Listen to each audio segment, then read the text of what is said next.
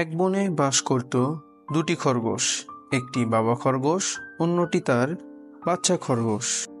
কিন্তু বাচ্চা খরগোশটি ছিল ভীষণ রাগী। সে রাগের বশে অনেক প্রাণীদের মনে কষ্ট দিয়ে ফেলত। কিন্তু এই বিষয় নিয়ে বাবা খরগোশটি অনেক চিন্তিত ছিল এবং সে একদিন ভাবল সে তার বাচ্চাকে এই বিষয়টি নিয়ে কিছু শিক্ষা দিবে। এরপর একদিন সে তার বাচ্চাকে এক ব্যাগ কাঁটা দেয় এবং সাথে সাথে একটি হাতুড়িও দেয় এবং বলে, তোমার যখন রাগ হবে তখন তুমি এই হাতুড়ি দিয়ে কাঁটাগুলো একটি কাঠে গেঁথে দিবে। বাচ্চাটি ছিল তার বাবার অনেক বাধ্য সন্তান। এরপর থেকে বাচ্চা খরগোশটির যখনই রাগ হতো সে হাতুড়ি দিয়ে কাঁটাগুলো একটি কাঠে গেঁথে দিত। এরপর সে শান্ত হয়ে যেত এবং আকাশের দিকে তাকিয়ে দীর্ঘশ্বাস ফেলত।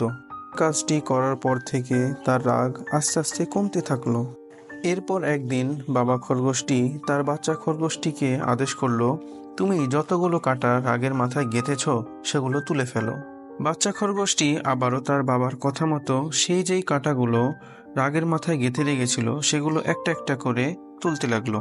এরপর সব কাঁটা তোলা শেষে বাবা খরগোশটি তার বাচ্চাকে সেই কাঠের কাছে নিয়ে এসে বলতে লাগলো, দেখো কাঁটাগুলো তো তুলে ফেলেছো, কিন্তু প্রতিটি কাঁটার জায়গায় একটি করে গর্ত রয়ে গেছে। ঠিক যেমনটা হতো তোমার রাগের কথা বা ব্যবহারে মানুষের মনে কষ্ট দিলে দুঃখ থেকে যেত। বাবার দেওয়া শিক্ষার মাধ্যমে বাচ্চা খরগোশটি সে তার ভুলটি বুঝতে পারল। এরপর থেকে বাবা ও ছেলে মিলে বনের মাঝে আনন্দে দিন কাটাতে লাগলো।